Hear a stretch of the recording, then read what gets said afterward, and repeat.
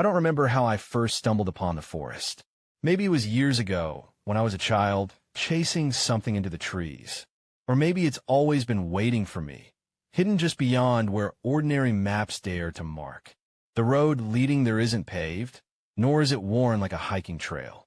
It simply appears after the rain, mud packed into a narrow line that snakes deeper than the eye can follow. What unsettles me is how natural it feels to step onto it, as if my feet know where to go even when my memory doesn't. The first time I went back, I noticed something odd: the silence. Not the kind of silence you get in nature, where wind hisses through leaves and birds sing unseen. No, this silence was deliberate, like the entire forest was holding its breath. Even the crunch of twigs beneath my shoes seemed muted, swallowed before the sound could escape. And then there were the carvings.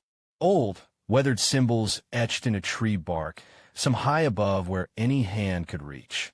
Spirals, circles, jagged lines, none of them familiar, but all strangely connected, forming a path of their own. My hand hovered over one, tracing the grooves without touching. That was when the strangest sensation washed over me. Not déjà vu exactly, but a heavier recognition. I had been here before. Not in a dream, not in a story someone told me. My body knew this place. The trees felt closer than strangers, as if they leaned in to greet me. I should have turned back. Any sane person would. But the path kept going, and something deep inside me whispered, "You've walked this way before, and you need to remember why." The deeper I walked, the more the forest seemed to shift. At first, I thought it was just the light, shadows stretching, branches swaying, the way the sun bends through leaves.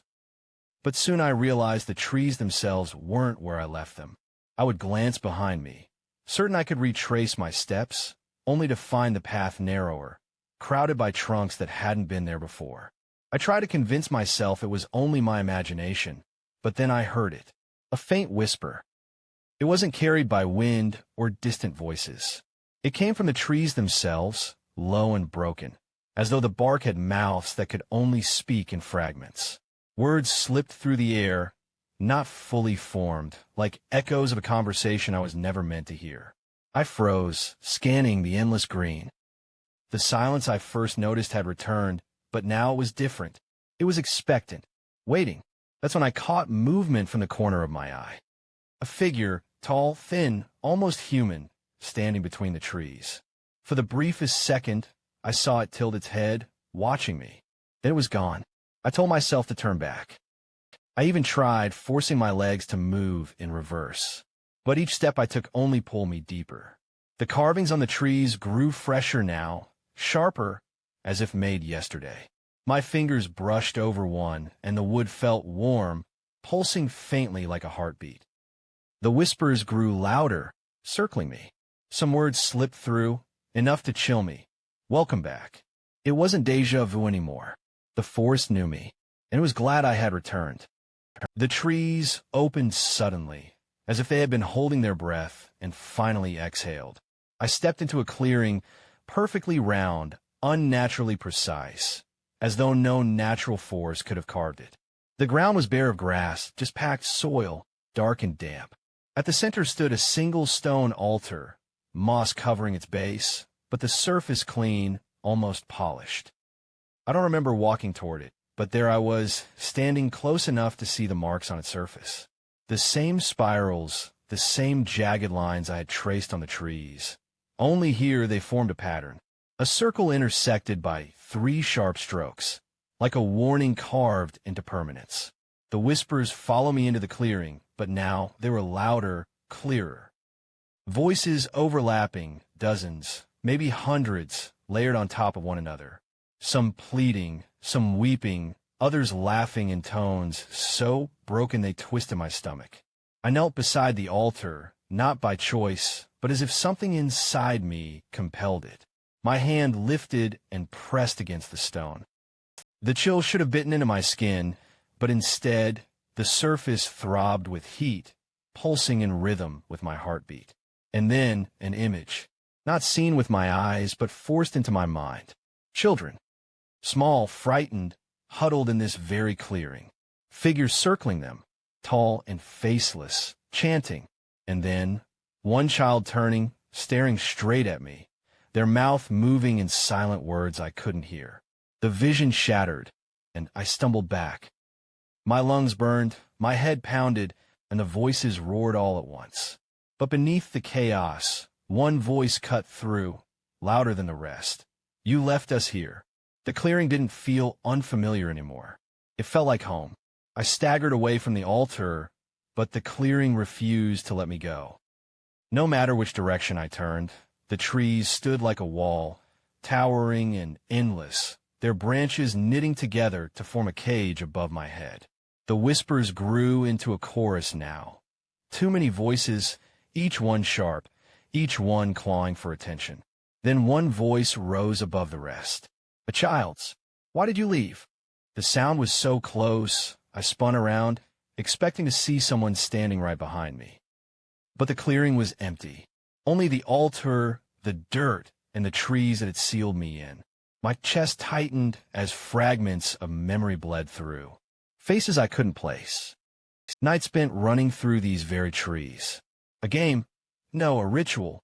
Children standing in a circle, holding hands, whispering words they didn't understand.